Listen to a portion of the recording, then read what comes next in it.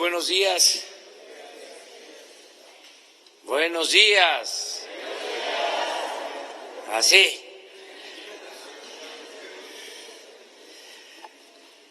Hoy vamos a dejar más tiempo para la sesión de preguntas y respuestas, para que todo lo que esté pendiente lo abordemos, que dediquemos más tiempo a eso. Solo aclarar lo de ayer, con todo respeto al compañero periodista,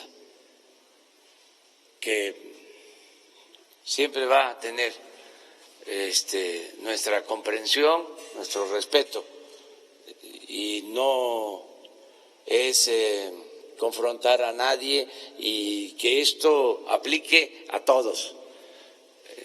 Son asuntos públicos que se tienen que tratar, pero no significa afectar a nadie. La dignidad está por encima de todo. No se puede humillar a nadie, no se puede ofender a nadie. Hay que respetarnos. Solo aclarar de que, en efecto, la Oficina de Transparencia, el Instituto de Transparencia, negó la apertura del caso de Odebrecht en mucho tiempo. Se abrió, sobre todo luego de la elección del 1 de julio, porque nosotros lo veníamos denunciando, pero estas son las pruebas.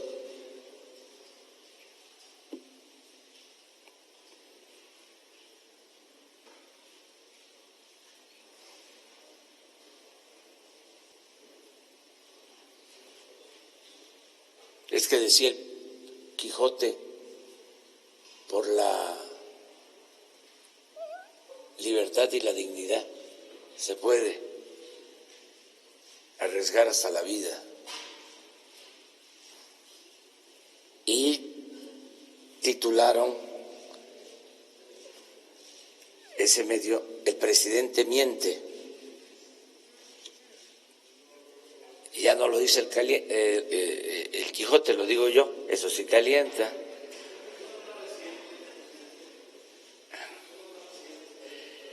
Sí, es que son dos láminas. Este es.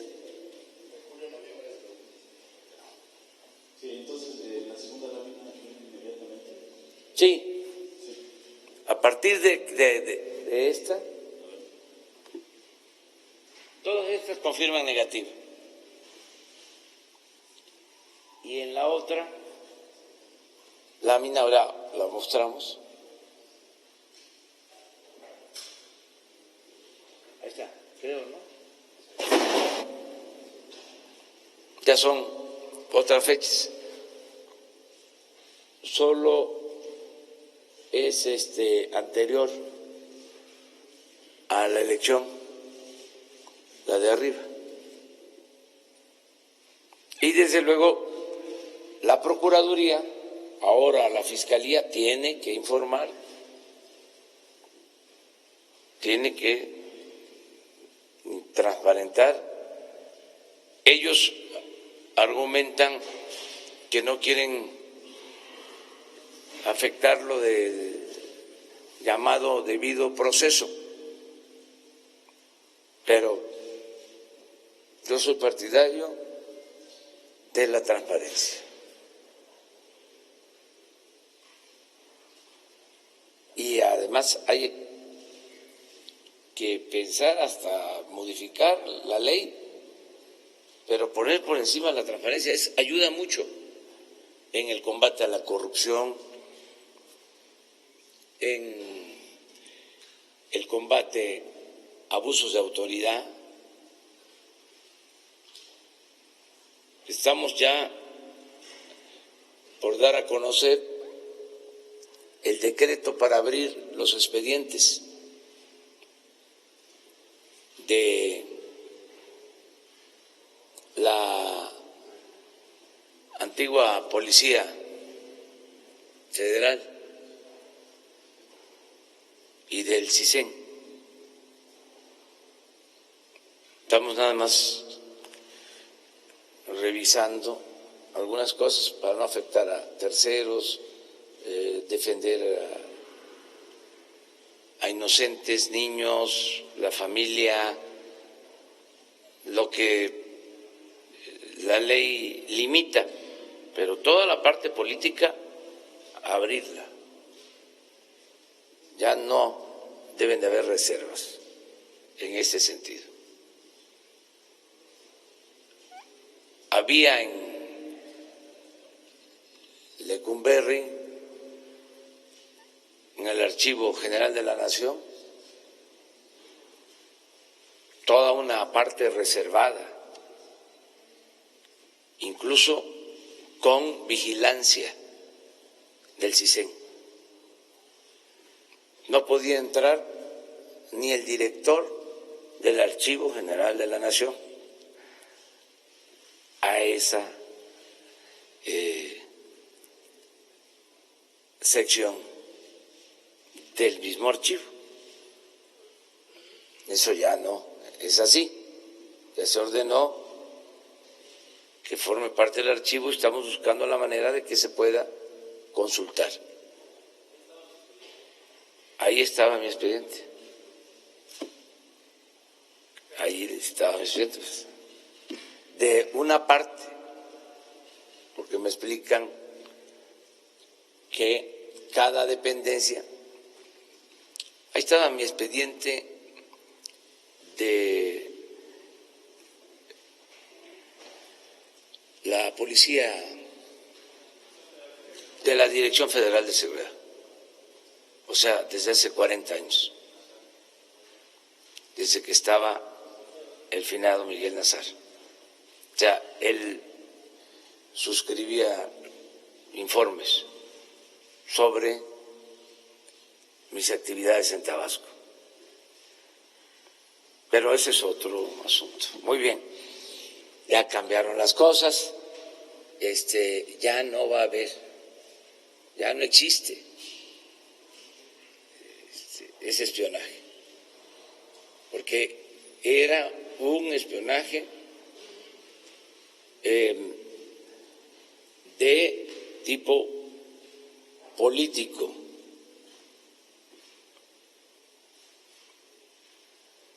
Un espionaje que no tenía que ver con la seguridad nacional.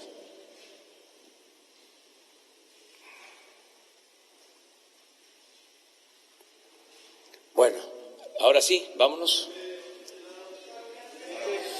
Vamos en medio. Hola, presidente. Buenos días. Agustín Velasco de UNO TV. Presidente, ayer se quedó en el aire la pregunta tras el juicio de Joaquín El Chapo Guzmán. Uno de los fiscales en Nueva York señaló que este veredicto en el que se le encuentra culpable de 10 cargos era resultado del combate al crimen organizado y al tráfico de drogas, es decir, que sí estaba dando resultados esta estrategia. Usted mañana va a Badiraguato, la tierra de Joaquín El Chapo Guzmán. En este contexto, ¿cuál es el mensaje que usted busca dar al visitar este lugar emblemático en el tema o en el contexto de la lucha contra el narcotráfico, presidente? Gracias. Bueno, yo pienso que no se deben de estigmatizar pueblos.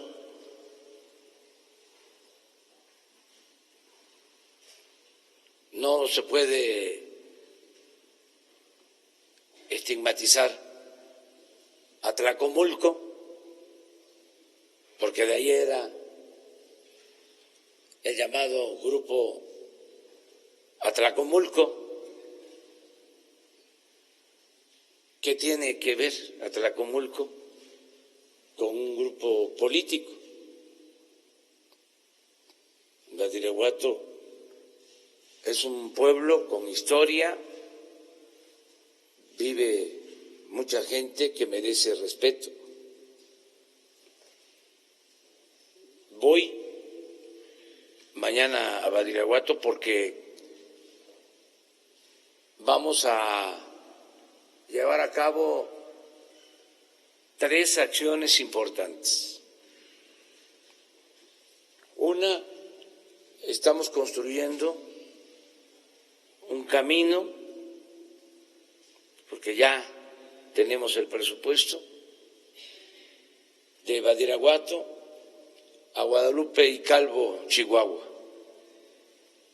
toda la sierra. Muy importante la comunicación.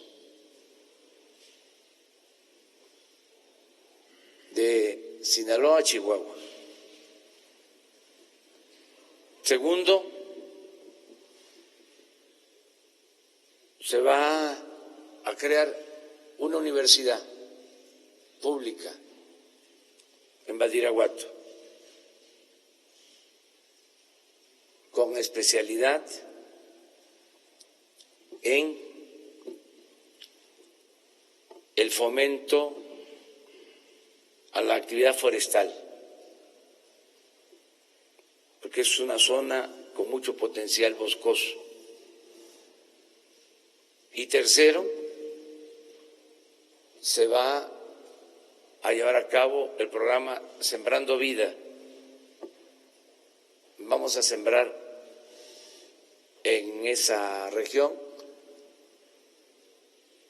solo del lado de Badiraguato, 50,000 hectáreas, de Badiraguato a Guadalupe y Calvo. Son 3 acciones importantes. Esto va a significar crear 20,000 empleos en la sierra, no temporales, permanentes. Y lo mismo vamos a hacer en El Salto, Durango, en Tamazula, en Canelas, en otra región de Durango y Sinaloa. Entonces, eso es lo que puedo decir y volver a repetir lo de ayer. Tenemos que buscar el camino del bien, no afectar al prójimo y no afectarnos a nosotros mismos, no afectar a nuestros familiares. Es muy importante la libertad, muy importante. Y estamos buscando regenerar la vida pública con atención a los jóvenes, con empleo, con bienestar. Vamos, les comentaba yo, a echar a andar toda una gran campaña dirigida a los jóvenes para evitar el consumo de drogas, como nunca, una campaña de medios. Vamos a utilizar los tiempos oficiales y se va a convocar a los mejores creativos, es decir, a la gente con más imaginación, con más talento y desde luego a los que conocen del problema de las adicciones, dirigida a los jóvenes. No van a invitar No, vamos a hacer una convocatoria, una invitación a gente que está muy especializada en este tema, con un enfoque siempre social y de fortalecimiento de valores morales, culturales, espirituales. Ya tiene la instrucción Jesús Ramírez Cuevas, él está ya preparando toda esta campaña. Se va a hablar con los dueños de medios de información, de prensa escrita, radio, televisión, internet, redes sociales, todos juntos, porque lo más preocupante es el crecimiento del consumo interno. Entonces tenemos que atender eso. Es lo que puedo comentar. Gracias, señor presidente. Acerca de la creación, ayer el anuncio de la creación de una nueva central sindical, está encabezada por el senador Napoleón Gómez Urrutia. Su comentario, por favor, acerca de si esto va a beneficiar a la relación laboral con el gobierno, si no se convertirá también en una central que esté cercana al gobierno, que esté apegada a los lineamientos que pudiesen dictarse desde el gobierno federal, si no estamos ante la creación de una nueva CTM de los años 60, 70, o si va a haber respeto a la libertad de los sindicatos que se afilen a ella. Libertad total, libertad sindical, democracia sindical, no intervención del gobierno en la vida interna de los sindicatos, no impedir la asociación, el que los trabajadores se puedan agrupar libremente. El cambio en esta materia es de que no hay sindicatos promovidos por el gobierno, no hay sindicatos amparados, protegidos por el gobierno, tampoco dirigentes sindicales subordinados al gobierno, apoyados por el gobierno. Tiene que haber democracia sindical, que los trabajadores elijan libremente a sus representantes, que ellos tengan sus organizaciones, que tampoco haya monopolios en lo que tiene que ver con la organización de los sindicatos, que haya democracia,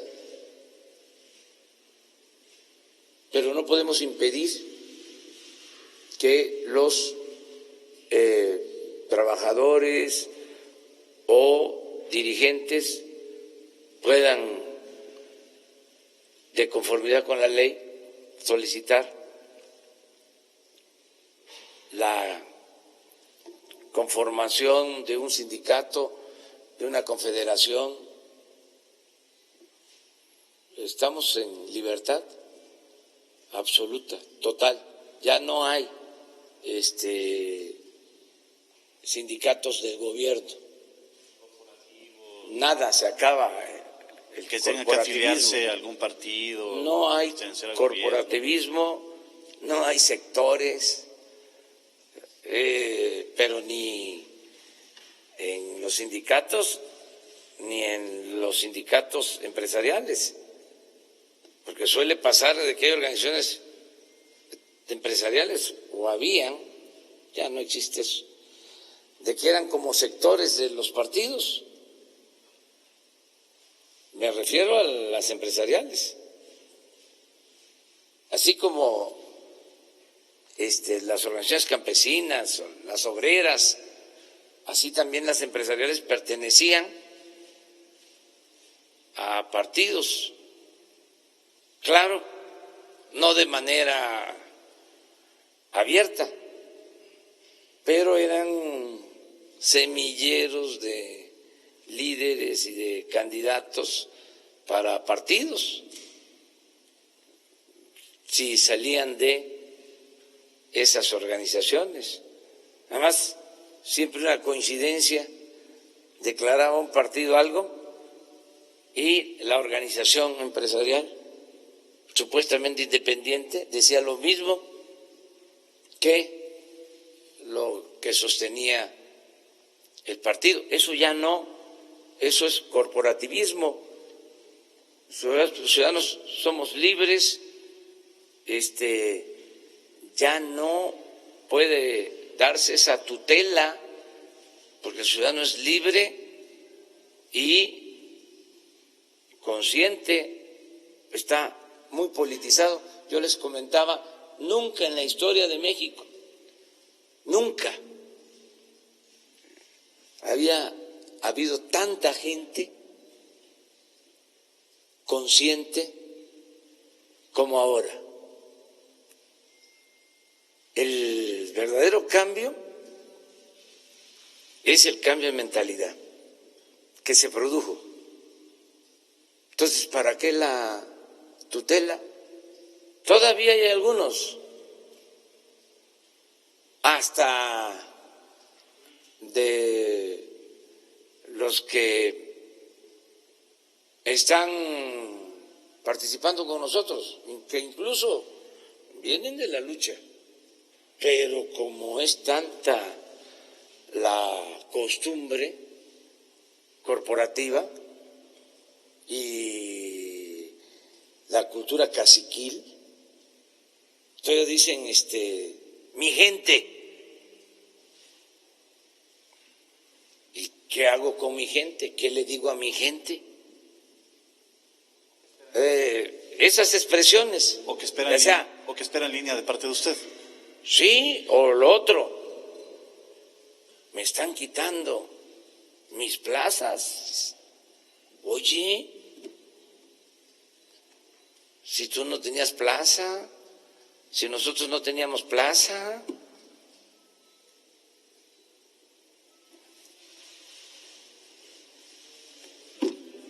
Pero eso tiene que ir cambiando. Toda esa forma de hacer política. Hay que romper el molde en el que se hacía la vieja política. No dejar nada. Y hacer la política de otra manera, de otra forma. Esa es la transformación. Quedamos que empezamos en medio. Presidente, buenos días. Noemí Gutiérrez de Efecto TV. Preguntarle si ya le dio vista a la Fiscalía después de que se dio a conocer esta lista de exfuncionarios relacionados con la Comisión Federal de Electricidad, porque ya se está diciendo que son juicios mediáticos, pero no se le ha dado vista a la Fiscalía. ¿Qué va a pasar en su gobierno? Gracias. Se les va a dar vista. Hoy lo voy a ver, pero también quiero aclarar, ya lo dije y lo repito, no es un asunto jurídico, lo dije, es un asunto moral, porque si vamos a lo jurídico, pues las leyes no impedían que un funcionario pasar a formar parte de un consejo de administración de una empresa particular a la que favoreció o con la que tuvo tratos mientras se desempeñó como funcionario público. Entonces puede ser porque las leyes estaban hechas para permitir todas estas cosas. Entonces no es estrictamente un asunto jurídico, es un asunto moral. ¿Cómo es posible, repito, que 5 o 6 secretarios de energía pasen a formar parte de los consejos de administración de las empresas que se favorecieron con contratos en este periodo en detrimento de el interés general y para afectar a la Comisión Federal de Electricidad, una empresa pública. Es inmoral, o sea, me pueden alegar. Además, no somos leguleyos. ¿Tienen pruebas? Preguntarle ¿Cómo en no? esta Las lista pruebas fueron las que se presentaron. Todos ellos son miembros de consejos de administración, todos trabajaron en empresas o trabajan en empresas vinculadas a las áreas que ellos tenían encomendadas como servidores públicos. Entonces, sí, es una inmoralidad. En el sector financiero, en Pemex, en la Comisión Federal de Electricidad. Eso no pasa, les decía yo, en ninguna parte del mundo. Es un buen tema de investigación. Ni en Estados Unidos, en donde es muy común que empresarios, que quienes están en el sector privado pasen a ocupar cargos en el gobierno o que terminan en el gobierno y pasan a ser asesores o consejeros o directivos de empresas particulares. No se dan casos como lo que sucedió en el país. Y no solo es lo que tiene que ver con la Comisión Federal de Electricidad, es Pemex, los exdirectores de Pemex. Hacienda les hablaba yo de el director del FOAPROA, del IPAP, el que rescata los bancos, pasa a formar parte del Consejo de Administración de uno de los bancos rescatados hasta la fecha. Entonces no es decir nombres y ofrezco disculpas, pues, pero se pasaron, y pues no es ilegal o puede que no sea ilegal, pero es una inmoralidad, sin duda.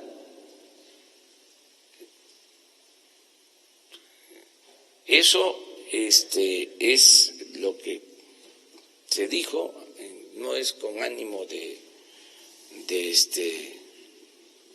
afectar, ¿no?, a nadie, es nada más. Esto es lo que pasaba. ¿Qué nos pide la gente? Que se separe el poder económico del poder político. Que ningún grupo, por poderoso que sea, se apodere del gobierno, como sucedía. Entonces, ese es el cambio y eso es lo que se está haciendo. Otro más aquí y nos vamos. Buenos días, presidente. Jorge Monroy, del periódico El Economista. Presidente, preguntarle, ha dicho que el combate a la corrupción es una prioridad de su gobierno. ¿Qué indicadores tendrá la ciudadanía para medir los ahorros reales por el combate a la corrupción en términos, por ejemplo, del robo a combustible, la cancelación de plazas, los contratos, incluso si ya nos puede compartir algunas cifras en estos 2 meses de ahorros en estos rubros. Y por otro lado, preguntarle, presidente, nos había dicho que iba a hacer una evaluación bimestral de los avances del presupuesto, preguntarle si ya lo hizo y también cómo está funcionando el presupuesto. Gracias. Bueno, les adelanto que vamos muy bien en la recaudación. Está creciendo la recaudación con relación a meses anteriores. No tenemos todavía los datos consolidados, pero el reporte que tengo es que estamos recaudando más que lo que se hacía anteriormente.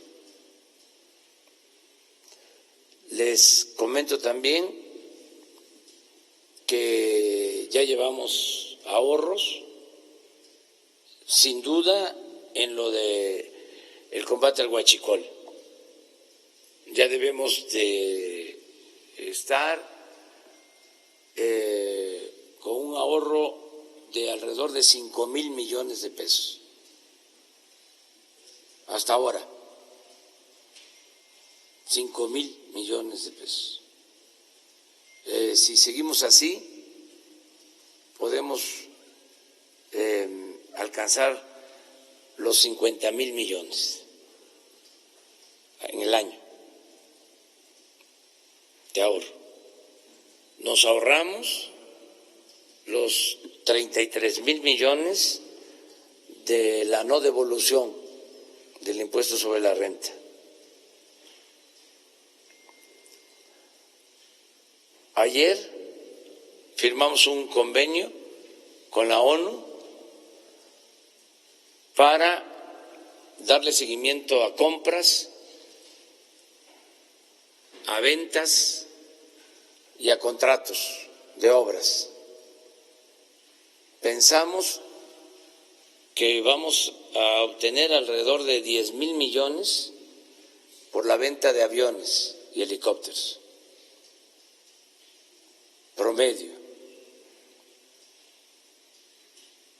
Se van a vender 54 aviones y helicópteros. Y nos va a acompañar en esa venta la ONU.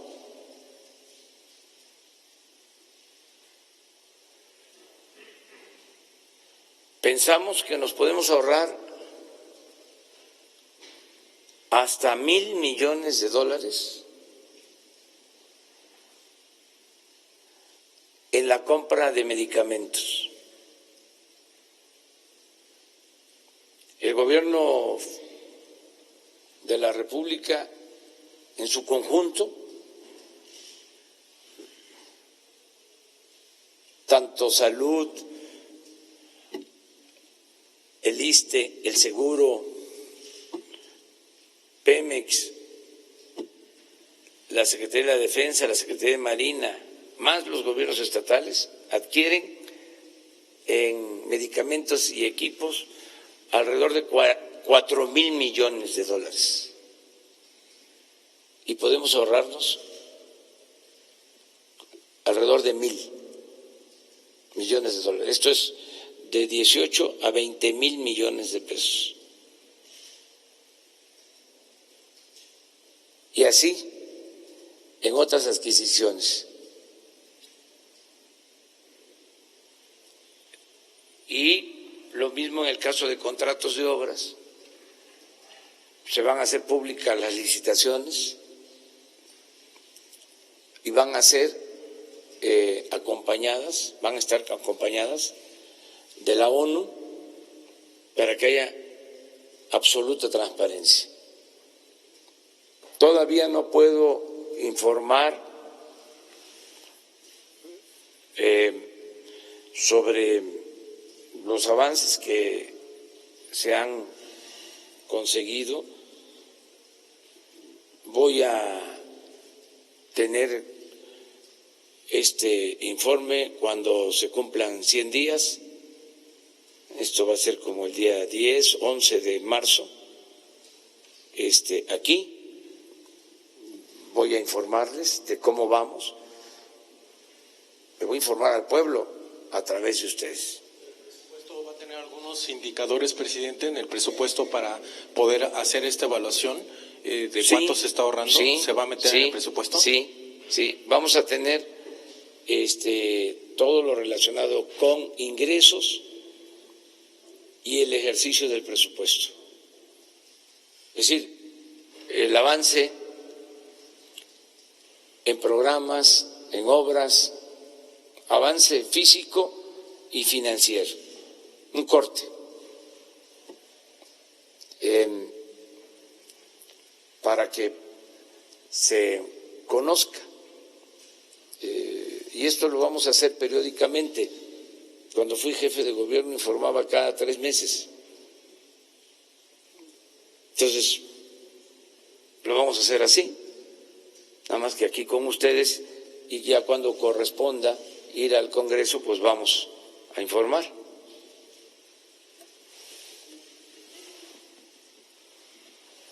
¿Sí? Las dos.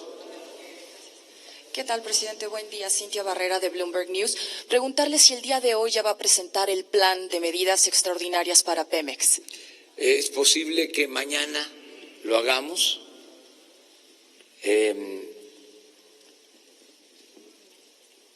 Lo está trabajando la Secretaría de Hacienda con Pemex, pero se va a apoyar a Pemex, todo nuestro respaldo económico, toda nuestra autoridad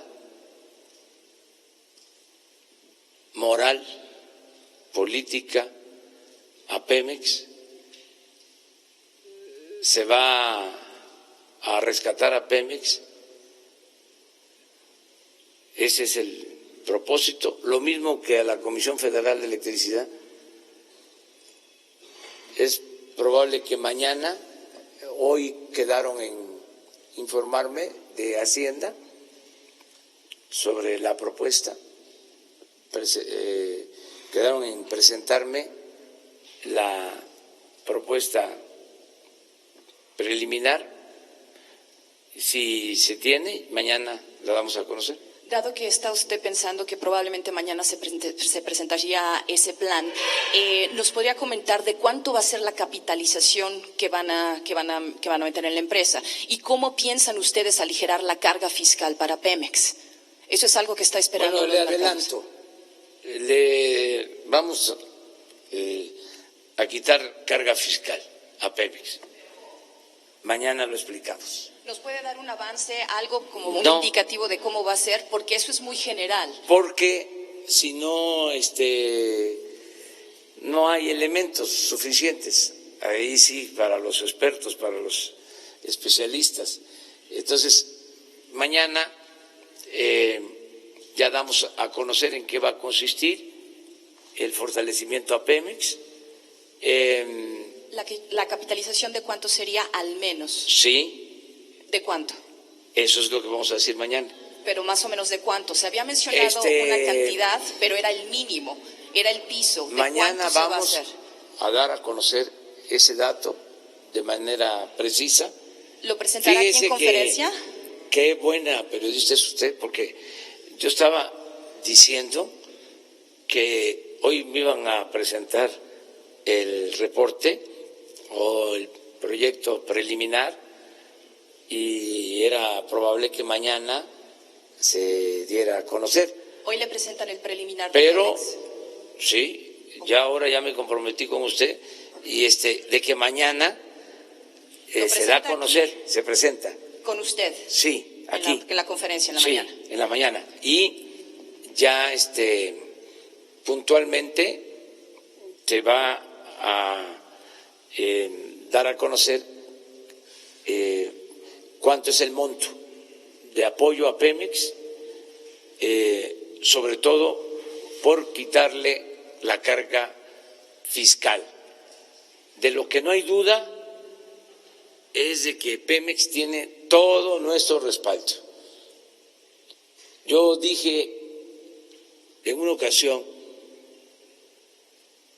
que nos quitábamos hasta la camisa por ayudar a los pobres, a la gente humilde. Y dije también que si era necesario, pasábamos a una fase superior. Pasábamos de la austeridad republicana a la pobreza franciscana para liberar fondos en beneficio de la gente. Y también le digo lo mismo, para apoyar a Pemex no hay límites, porque es una empresa estratégica, fundamental para la nación, una empresa que ha sido muy maltratada, por decir lo menos, una empresa que fue saqueada, sobre todo en este periodo neoliberal, de las empresas con más corrupción en el mundo. Es el ejemplo más claro de cómo la política neoliberal es una política de pillaje, de saqueo, por lo que hicieron en Pemex. Además, por la manera en que engañaron de que con la reforma energética Pemex iba a consolidarse, modernizarse, tener estándares de productividad de los más altos del mundo. Pura mentira, puro engaño, pura corrupción. Entonces, nosotros vamos a rescatar a Pemex y se va a fortalecer a Pemex y mañana presentamos la propuesta. Buen día, presidente. Ana Isabel Martínez de Reuters, y también quería preguntar el tema de Pemex. Dentro del plan que ustedes están contemplando para rescatar a Pemex, ¿sabe si hay algo concreto respecto al tema de la deuda? La deuda financiera son de 103.000 millones de dólares. ¿Habrá algún tema de refinanciamiento o reestructuración o algo así? Y la capitalización, el dinero, ¿de dónde va a venir? Porque es de dinero del gobierno federal, pero ¿de dónde? ¿De qué bolsillo va a salir? Porque al final es deuda del Estado. Gracias. Sí, va a salir de el presupuesto que se tiene, de los ahorros que se están consiguiendo. Por ejemplo, se hablaba inicialmente de 1.500 millones de dólares adicionales. Eso es nada más lo que vamos a ahorrar en el combate al robo de combustible. Pero va a haber más que eso. Y no nos afecta en el ejercicio del presupuesto, porque estamos apalancados, tenemos presupuesto suficiente para financiar los programas de bienestar. No tenemos ningún problema, de modo que no vamos a recurrir a deuda, no vamos a caer en déficit, no van a aumentar los impuestos, no va a haber gasolinazos. Vamos a salir sin problema Les decía yo que va bien la recaudación.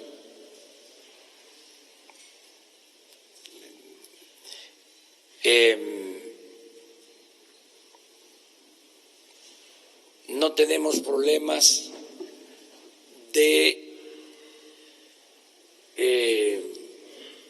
debilitamiento del peso.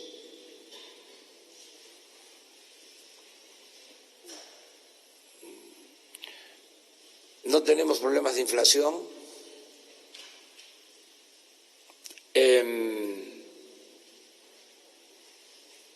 Se están creando empleos y es muy probable que estemos creciendo y vamos a crecer más.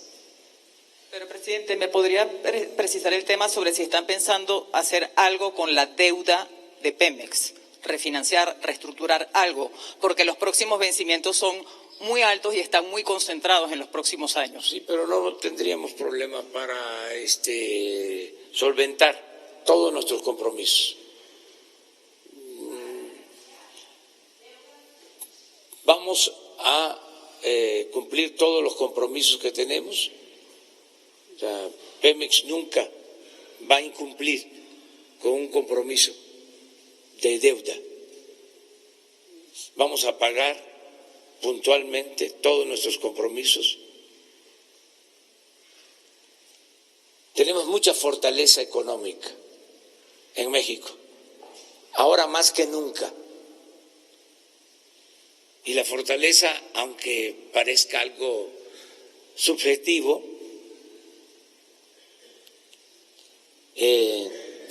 tiene que ver con la autoridad moral, tiene que ver con el que ya no hay la corrupción que había antes. A veces los buenos técnicos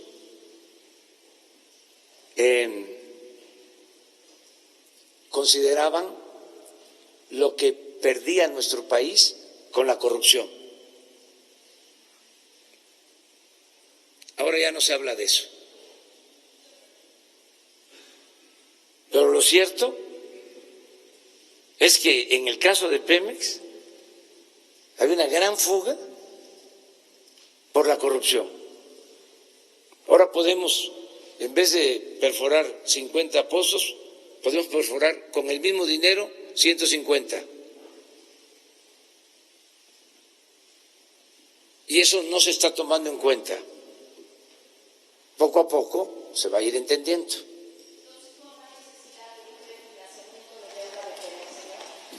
A lo mejor no que podamos a poder resolver con los recursos que tenemos sin endeudar al país. O sea, el propósito es cumplir el compromiso de no endeudar al país, de no crear déficit,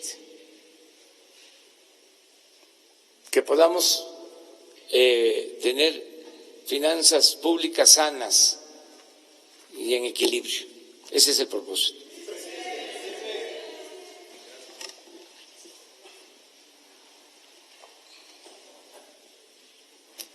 Daniel Blancas, de Crónica, presidente.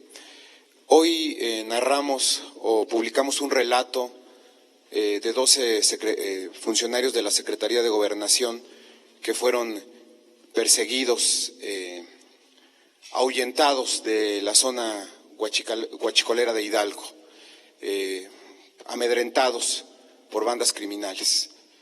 La pregunta es si usted está pensando,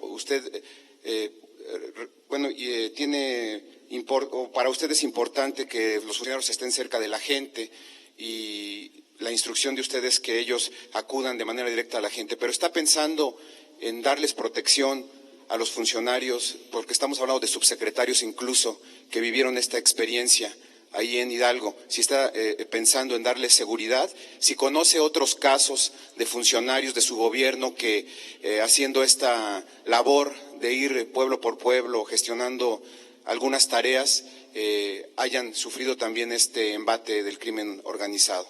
Primero esa pregunta. Segundo, nosotros pues, recorrimos la zona, estuvimos hace unos días en esa zona huachicolera de Hidalgo y nos resuena una frase: aquí nosotros mandamos, decían los criminales, aquí nosotros mandamos.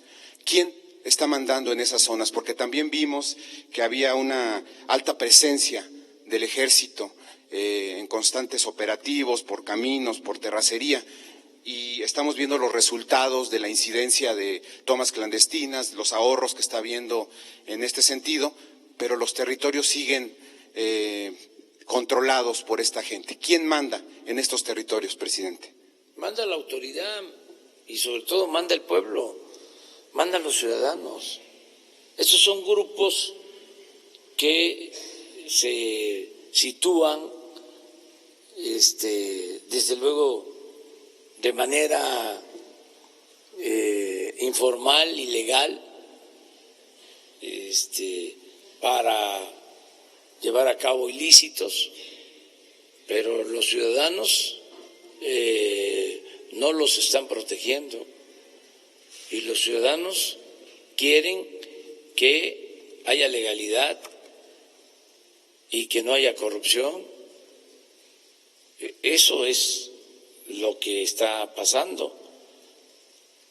No es fácil de la noche a la mañana acabar con estas prácticas que existían. En el caso de Hidalgo, se arraigó mucho lo de el huachicol,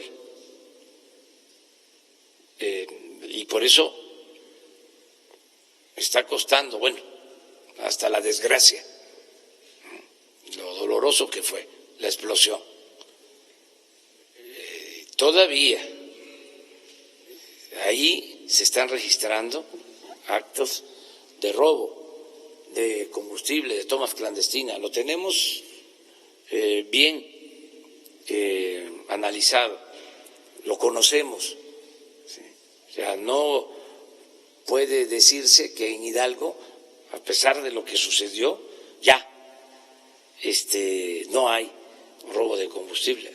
Sigue habiendo, no como antes, y con una característica que ayuda mucho: ya no tienen el apoyo de la gente. Ya no tienen el apoyo de la gente, porque han habido fugas en Hidalgo, ¿sí? Incluso parecidas a la fuga que causó la explosión, y ya la gente no está. ¿Sí? Pero sí siguen manteniéndose estos grupos, eso no se puede ocultar. Acerca de las amenazas a funcionarios, pues son riesgos que se tienen que correr, pero la mayor parte del pueblo protege a los servidores de la nación. La mayor parte de la gente protege a los servidores de la nación, y yo le pido eso a los ciudadanos, que protejan a los servidores que van a ayudar a que se terminen los censos para el bienestar, para la aplicación de programas. En el caso de Hidalgo, la subsecretaria Diana Álvarez tiene como encomienda atender de mi parte a los familiares de las víctimas de la explosión, y se está llevando a cabo un plan para que no les falte nada. No se nos olvida eso. Entonces, la Subsecretaría de Gobernación, a cargo de Diana Álvarez, con un grupo multidisciplinario, porque participan de todas las dependencias, están ayudando. Que fueron este ellos propósito. precisamente a los que les tocó ser ahuyentados. Sí. Por lo mismo, porque no quieren que haya presencia de nosotros, pero en estos asuntos públicos no deben de haber vacíos de poder, porque cuando hay vacíos se llenan por otros. Nosotros no vamos a dejar ninguna parte del territorio sin atención, aún con los riesgos que implique. No podemos decir, no vamos a este lugar porque hay mucha delincuencia o son territorios dominados por la delincuencia. No, al momento que no entremos a una región, a una zona, pues ya no hay autoridad. Entonces sí, se está propiciando que dominen las bandas. Eso no. Pero usted, por ejemplo, ha dicho que usted lo cuida la gente, pero en el caso de estos funcionarios la instrucción también fue que no hubiera cobertura de parte de la policía, etcétera. ¿Va a seguir ese lineamiento? No, en estos casos, en ese trabajo especial que están haciendo, tienen que tener apoyo, protección, para ese trabajo en particular, por esas reacciones, porque no quieren que se apliquen los programas sociales. Ese es el propósito. Pero ni modo que les pidamos permiso. Ahora, le quedamos de este lado.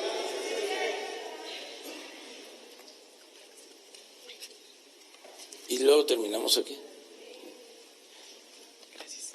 Gracias, presidente. Buenos días. Primero, para pedirle su opinión sobre esta decisión que tomaron ayer en la Suprema Corte de suspender la aplicación de la ley de salarios máximos. Si desde su punto de vista esto no puede llegar a poner en riesgo del plan de austeridad, ¿qué llamado les haría a los ministros? Ese sería el primer tema, presidente. El segundo, preguntarle si usted tendría interés en impulsar una reforma constitucional que permitiera la desaparición de los órganos autónomos y de los órganos reguladores en función de las críticas que se han venido presentando en este tema. Y la última sería preguntarle, cuando se generó la vacante en la Comisión Reguladora de Energía, le consultábamos sobre los perfiles técnicos de las ternas que enviaría al Senado. Y el día de ayer pudimos apreciar que uno de los aspirantes formaba parte de su ayudantía antes de ser candidato a la CRE. ¿Usted considera que sí cumple con el perfil especializado para un órgano técnico de este nivel? Gracias. Bueno, a ver, vamos por parte. Lo de la decisión de la Corte es un asunto legal que se tiene que resolver de esa manera. Considero que no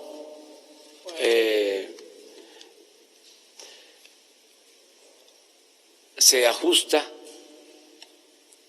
a lo que tiene que hacer, a la conducta de quien imparte justicia. Y nosotros no vamos a modificar nuestro plan. Se reducen los sueldos de los altos funcionarios públicos. Deberían los que están solicitando que se mantengan esos sueldos elevadísimos ofrecerle disculpas a los mexicanos, porque es una ofensa que en un país con tanta pobreza, con tanta necesidad, hayan esas extravagancias esos sueldos ofensivos. Esa es mi opinión, respetando la autonomía del Poder Judicial. La segunda, la posibilidad de impulsar una reforma constitucional para desaparecer los órganos. No. Son muy leguleyos, con todo respeto. Los impulsores del gobierno paralelo de esta constelación de órganos autónomos que crearon en el periodo neoliberal para favorecer a las minorías y para simular. Ya lo vimos en el caso del Instituto de Transparencia. 1.000 millones de pesos cuesta y sus decisiones tienen que ver con mantener en secreto asuntos de interés político de minorías, en favor de minorías. Pero así están todos.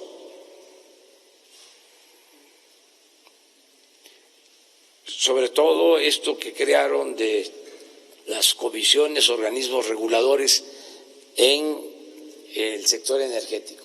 Todo lo que produjo la llamada reforma energética. Entonces no tengo pensado nada.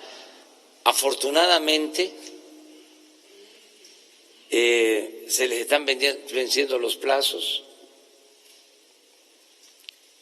Les faltó consultar a don Perpetuo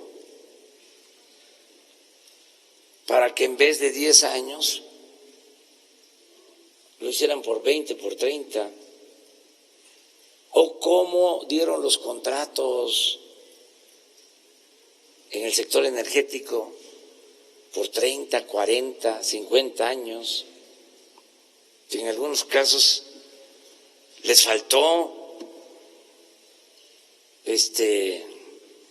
además estaban tan confiados que pensaban que iban a ser eternos.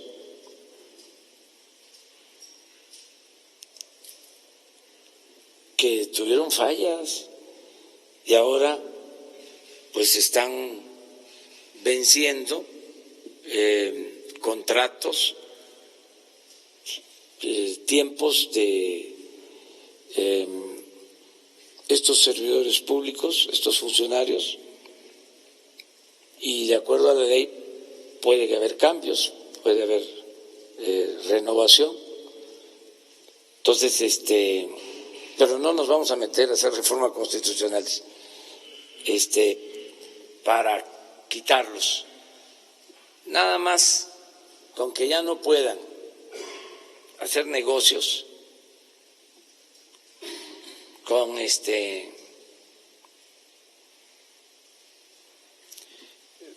tenerlos vigilados, porque son muy corruptos,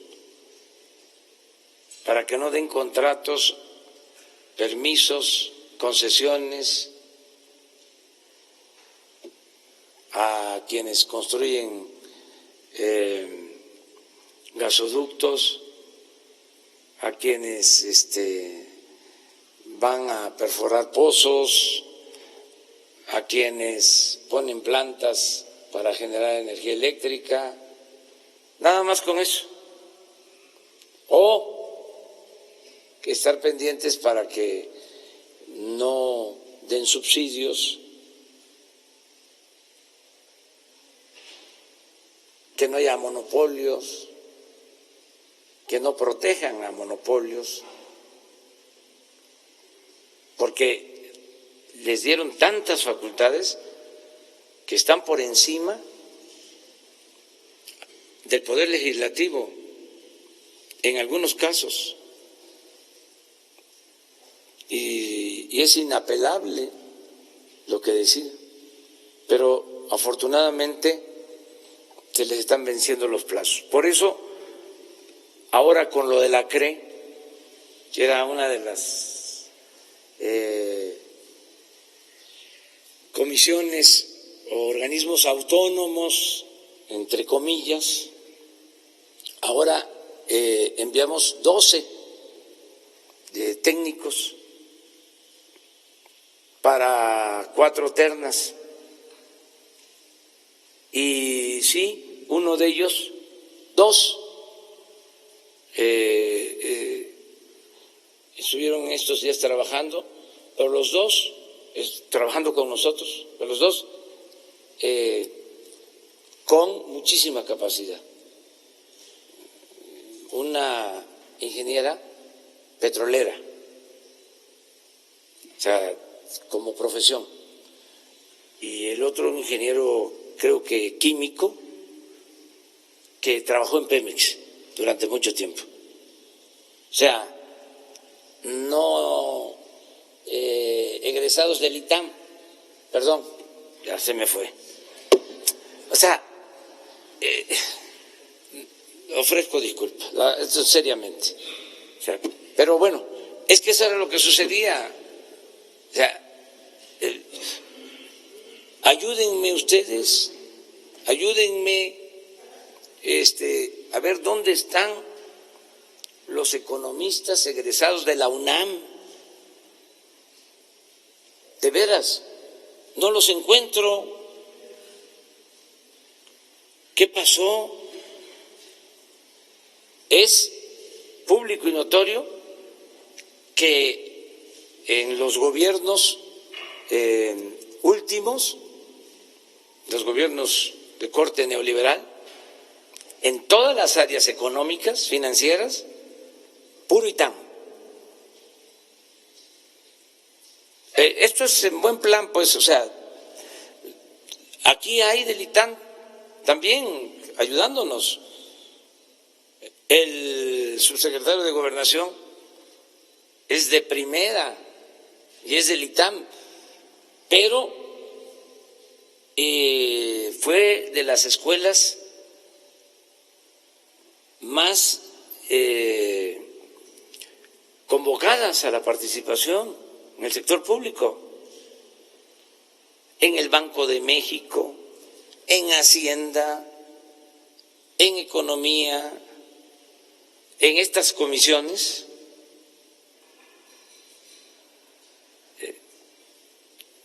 Ese es un buen trabajo de investigación. ¿De dónde eran o son los servidores públicos que manejaron la política económica en los últimos 36 años? Sí, pero algunos otros también, pero en general, y además porque fue esto evolucionando, pues ya no hay. Bueno, hasta en relaciones exteriores no hay de la UNAM. O sea, no es que yo esté defendiendo la UNAM, o sea, es, a ver, porque esto tiene que ver con una orientación, ¿o no? Que es lo mismo la concepción de un estudiante, de un egresado de la UNAM, del Politécnico, de la Metropolitana, del ITAM, del Tecnológico, de la Ibero. Es interesante, es como el asunto de los intelectuales, que es un tema espinoso, pero hay que tratarlo también. O sea, y el otro asunto todavía más espinoso, más complicado, el de los medios. Pero eso lo dejamos para después. Que siempre debemos de hacer la diferencia entre los medios arriba y los trabajadores de los medios. Que vivan los trabajadores de los medios.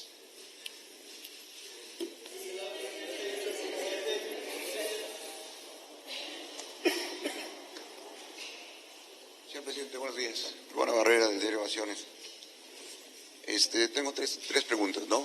Una es para regresarnos un poco con lo del principio de la conferencia. ¿Qué opina usted de estos sindicatos que lo acompañaron en la lucha, como el ESME? El ESME se asoció, valga la redundancia, con la Sociedad Generadora de Energía, Fénix, que está controlada por la portuguesa Mota Engel. Tiene el 51% de las acciones y el ESME tiene el 49%, pero tienen contratos a 30 años, ¿no? Tienen contratos a 30 años para construir, operar, mantener 5 de las hidroeléctricas, pero en el 2016 consiguieron otras 11 hidroeléctricas. ¿Qué problemas les va a generar entrar a este campo con los excompañeros de lucha, verdad?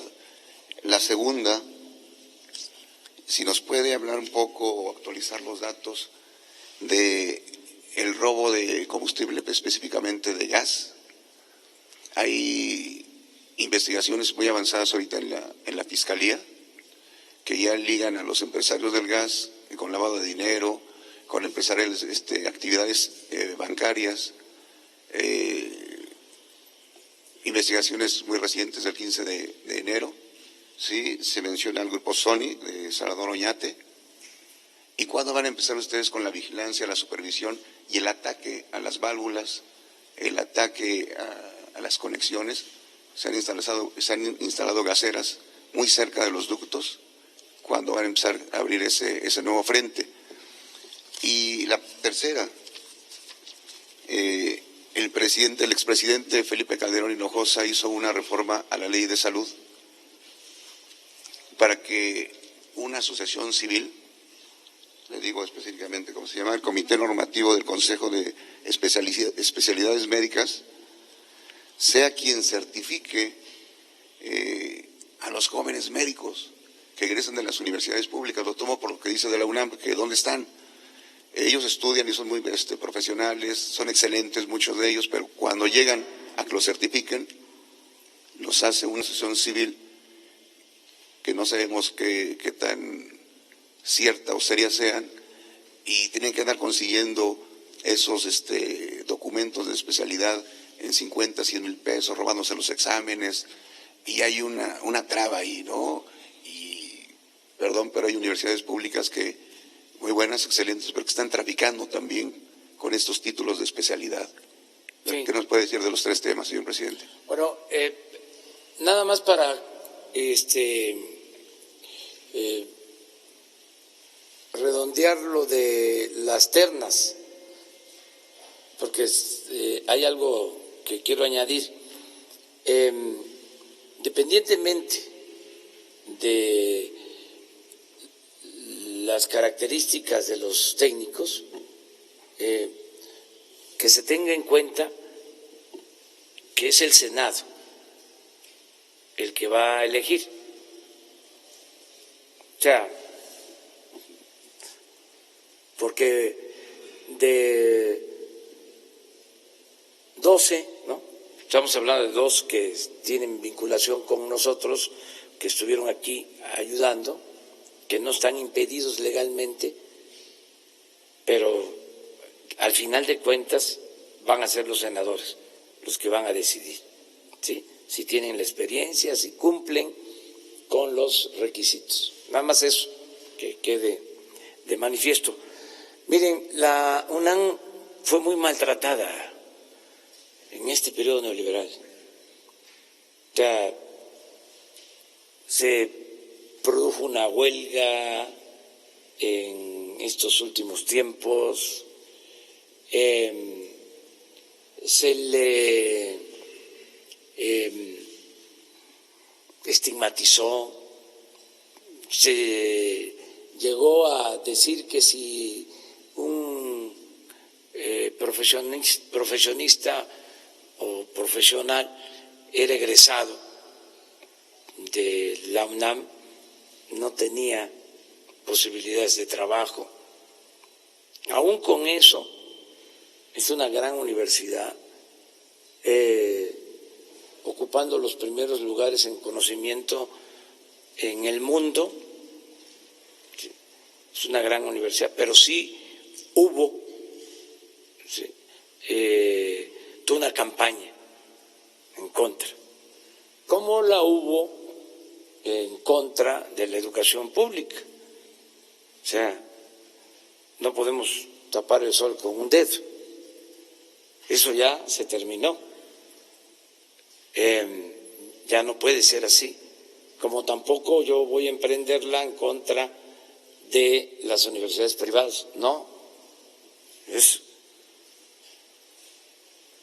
1000 veces mejor que haya universidades, sí, que no haya.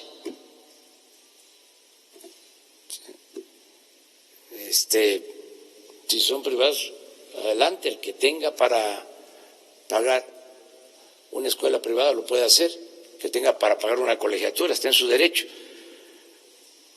Nada más que el Estado tiene la obligación de garantizar la educación pública gratuita en todos los niveles de escolaridad. Entonces, pero no es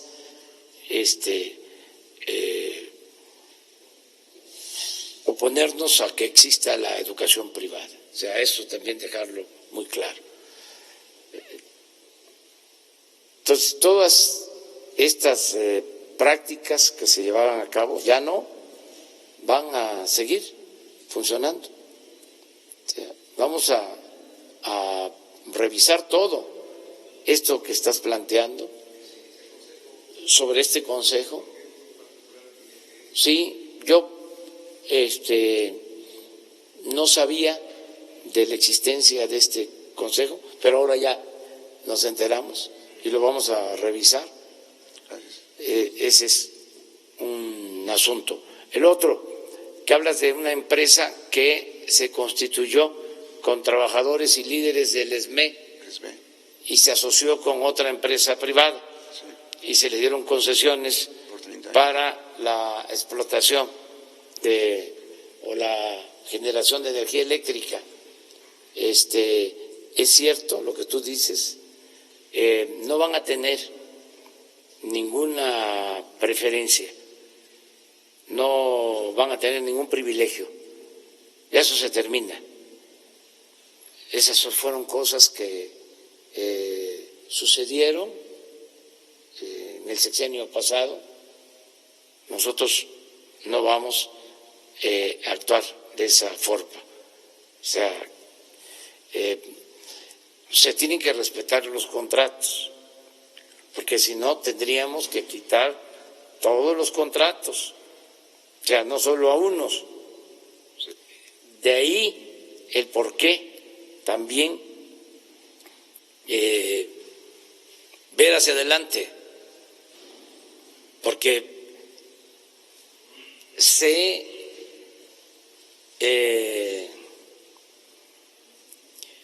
infestó todo, se contaminó todo.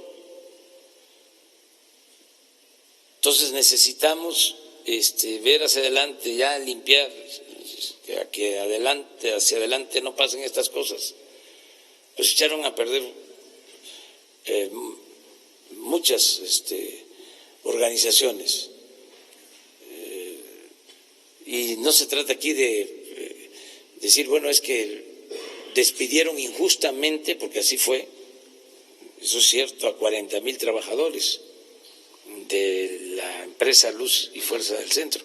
Pero después hubo un acuerdo con el gobierno, no todos, estamos hablando de 1,000 de los 40,000, y sí hay una asociación con una empresa privada, y sí se les dieron estos permisos. Entonces, ya no vamos a seguir con estas prácticas, porque además ya no se va a seguir favoreciendo a empresas particulares en detrimento de la Comisión Federal de Electricidad. Ahora la Comisión Federal de Electricidad va a generar la energía.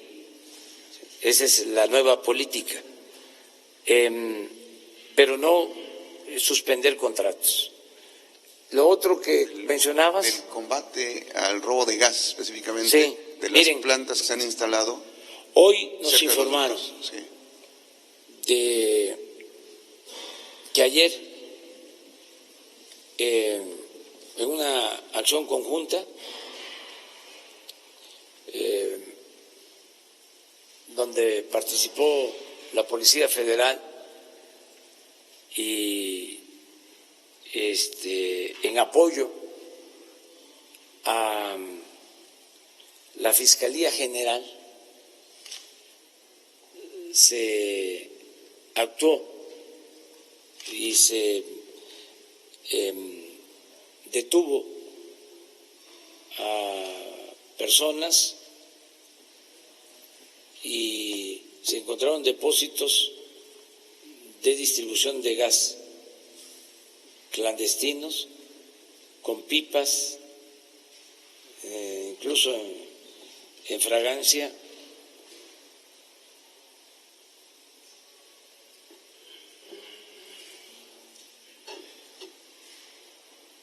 Y hoy va a informar, según nos dicen, el fiscal general, porque ese es un asunto que ellos llevaron. En Puebla. Así fue.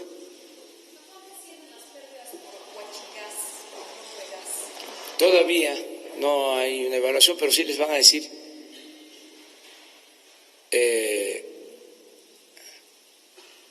cuánto significó este decomiso legal que se llevó a cabo. Sí.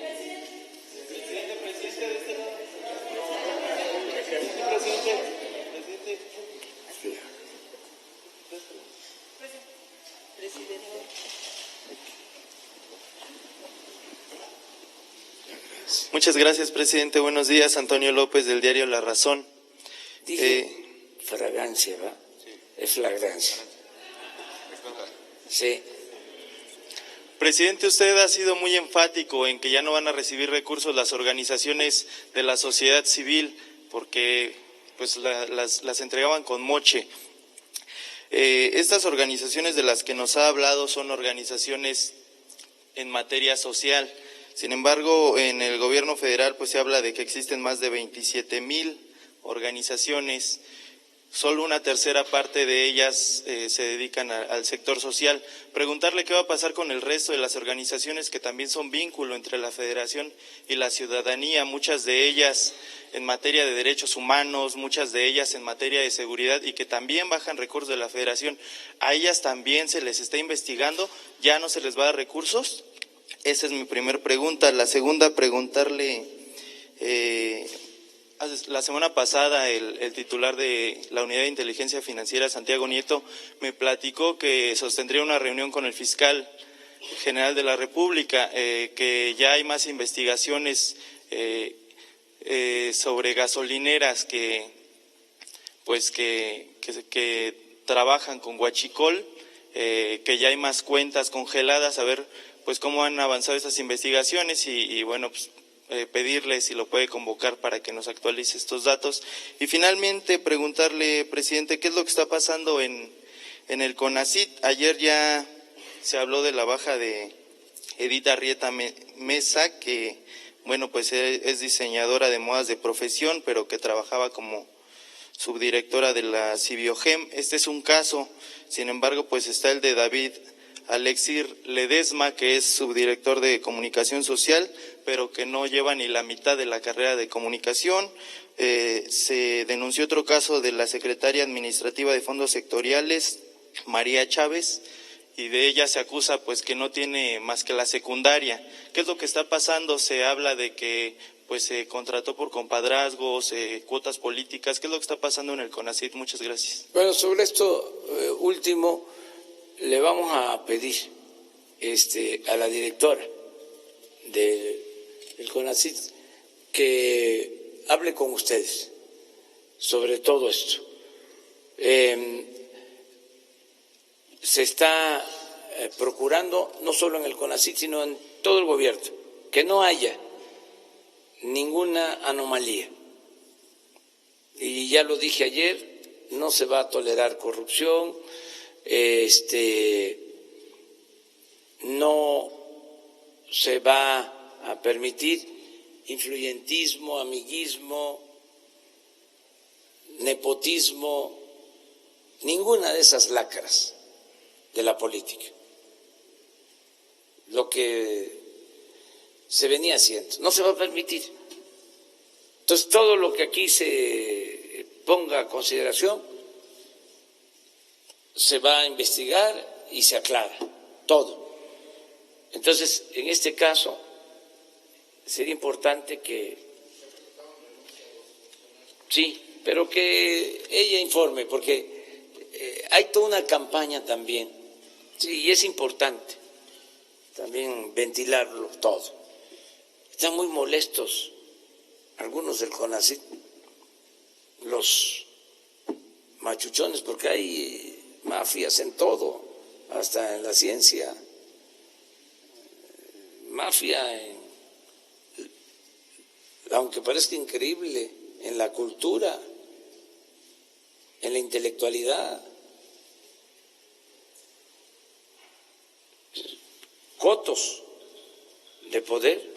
Entonces, eran intocables y también con sueldos elevadísimos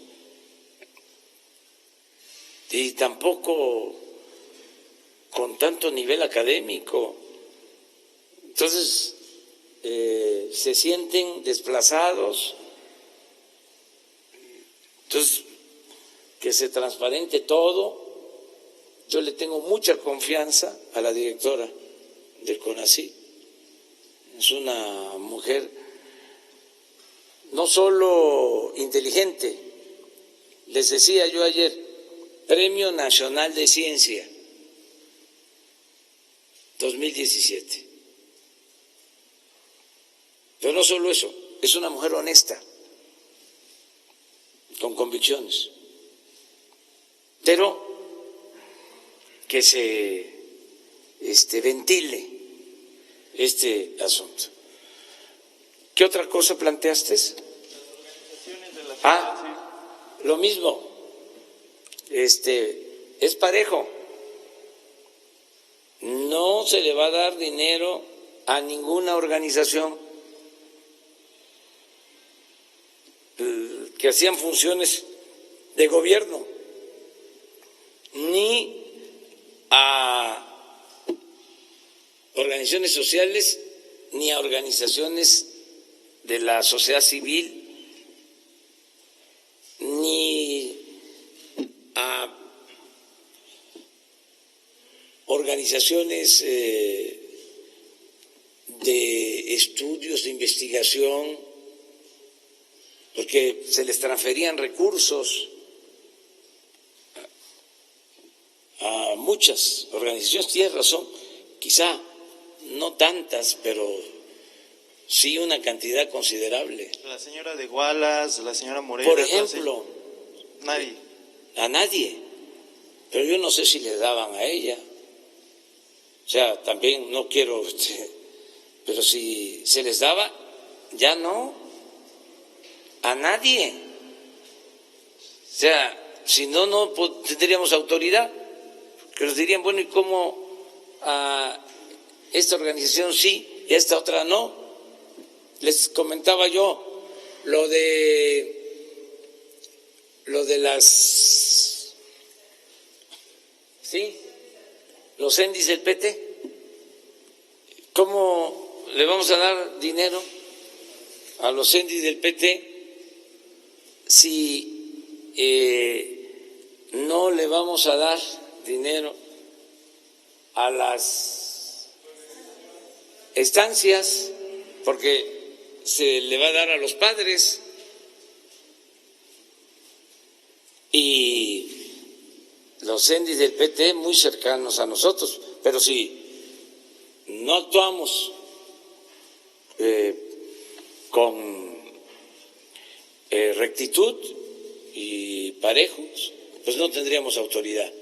Entonces, es general, o sea, no se va a entregar dinero a estas organizaciones, va directo a la gente, al beneficiario. ¿Qué otra cosa? Lo de Santiago Nieto, saber si Sí, cómo van. ya acordamos, como son casos que tiene la Fiscalía General, acordamos que ellos informen sobre esto, o sea, que si van a tener una conferencia de prensa en la antigua Procuraduría, que ahí le pregunten al fiscal general sobre estos temas. Ellos ya tienen ya información. Dos más. Gracias, presidente. Nancy Rodríguez, de el sitio Oro Sólido. Rápidamente, son dos asuntos, presidente. El primero, que es de agenda del día.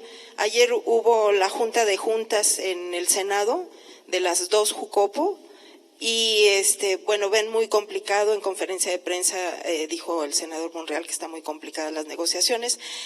Sin embargo, bueno, el diputado Mario Delgado le manda un mensaje que usted sabe muy bien que están trabajando duro para sacar la Guardia Nacional, ¿no? Su comentario al respecto. Y otro asunto, presidente, si usted me permite retomar su nueva relación con los empresarios. ¿Cómo va a ser esta estrategia, presidente? Porque hay muchas organizaciones que incluso también se vinculaban con el sector público, ¿no? Y no precisamente porque tengan el dinero, pues son buenas gentes o inteligentes, o algo muy importante, que tengan la sensibilidad para entender su agenda social. Hay ejemplos en este sexenio, por ejemplo, el presidente de la Concanaco estaba pugnando porque no se aumentara el IVA en la frontera, que pasara del 11 al 16%. De repente se desapareció, se subió el IVA, pero meses después fue nombrado diputado plurinominal por parte del PRI en la Cámara de Diputados. Y también el propio presidente del Consejo Coordinador Empresarial, también en un evento, en el micrófono en mano, le dijo al presidente: los empresarios estamos hartos de la corrupción. También se apagó esa voz y a los pocos meses el señor Videgaray lo nombró director de las zonas económicas especiales con un presupuesto aproximado de 6,000 millones de pesos. Y entonces el sector empresarial también, como dice usted, son los dueños del dinero, pero pues no tienen la verdad absoluta, ¿no? Y también ellos manejan mucho eso de que el que tiene el dinero es el que manda. Sumando a su estrategia nueva que va a tener y nueva relación con los empresarios, señor presidente, ¿qué posibilidades habría de que también se hiciera una cartilla ética para los empresarios, para que se retomen sus principios de tratar bien a los trabajadores, de respetarles sus prestaciones y así lograr elevar la productividad y sobre todo la innovación en nuestro país? Gracias, señor presidente. Sí, las empresas por lo general, sobre todo empresas importantes en México, ya tienen un código ético y ojalá y todas actúen de esa manera. Es una decisión voluntaria, independiente, autónoma, pero sí hay muchas empresas ya con dimensión cívica, con dimensión social, que plantean eso, plantean valores, y eso es muy bueno. Pero nosotros no podemos recomendar nada porque es meternos en un terreno que no nos corresponde. Lo que sí es que en esta política de no entregar apoyos a organizaciones es para todos, es parejo, porque también el sector empresarial se beneficiaba de recursos del presupuesto en estudios y en otros campos. Yo recuerdo que había o hay, que todo esto es un proceso, algo que se llamaba el Instituto del Emprendedor, y pregunté que sí, ¿qué hacían? Y me informaron de que uno de los últimos estudios que había hecho el Instituto del Emprendedor era sobre el estado de ánimo de la población en México. Y los recursos se los habían entregado a un organismo empresarial para hacer el estudio. Entonces, eso ya no. Ya esos apoyos ya no. Política empresarial, no hay política de comercio, no hay política de emprendedurismo. A eso también. Sí, va a haber. Sí hay, y existe muy buena relación con el sector empresarial del país. Y estamos por dar a conocer toda una propuesta de vinculación entre el sector público y sector privado, nacional y extranjero. Nada más que eso sí lo dejamos para después. Va a ser la semana próxima. La Junta de Juntas que fue ayer. Ojalá y se apruebe lo de la Guardia Nacional, que los legisladores sin banderías partidistas nos ayuden, porque necesitamos la Guardia Nacional para enfrentar el grave problema de la inseguridad y de la violencia. Es un llamado a los legisladores. Buenos días, presidente. Rafael Herrera, de Sin Censura, con Vicente Serrano desde Chicago.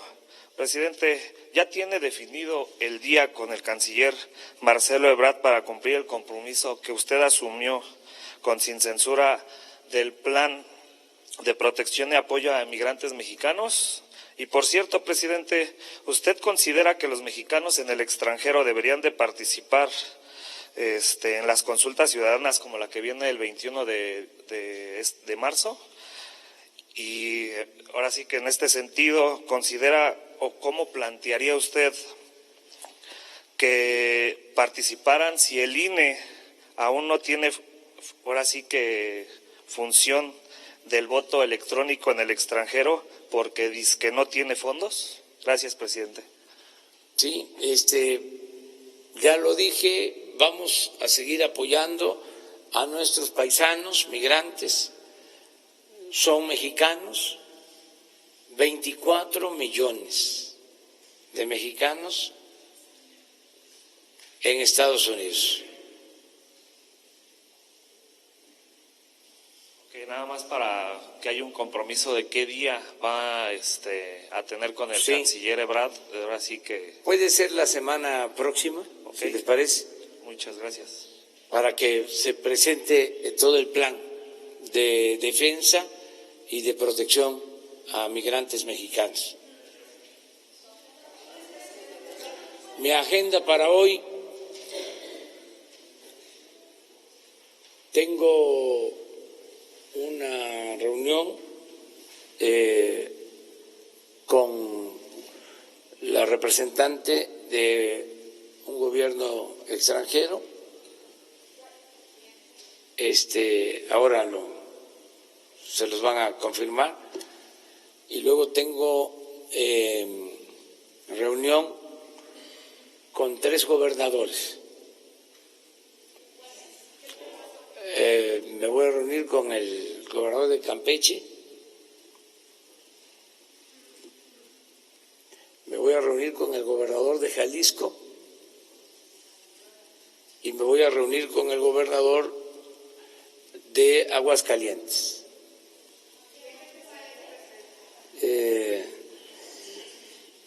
Pues va a ser desde las 11 hasta la 1, pues 1 hora de tiempo que es suficiente. No, es de 11 a, no, creo que es de 10 a 11, de 11 a 12 y de 12 a 1, sí. De todo lo que tiene que ver con los estados. Tengo comunicación permanente con los gobernadores, estoy platicando siempre con ellos sobre la situación de los estados y programas, todo lo que se tiene que ver de manera coordinada, conjunta. Muchas. Es probable que en la tarde de hoy, y tengo otra reunión con todo el gabinete de bienestar, también para ver el avance que llevamos en política de bienestar. Muchas gracias, nos vemos mañana.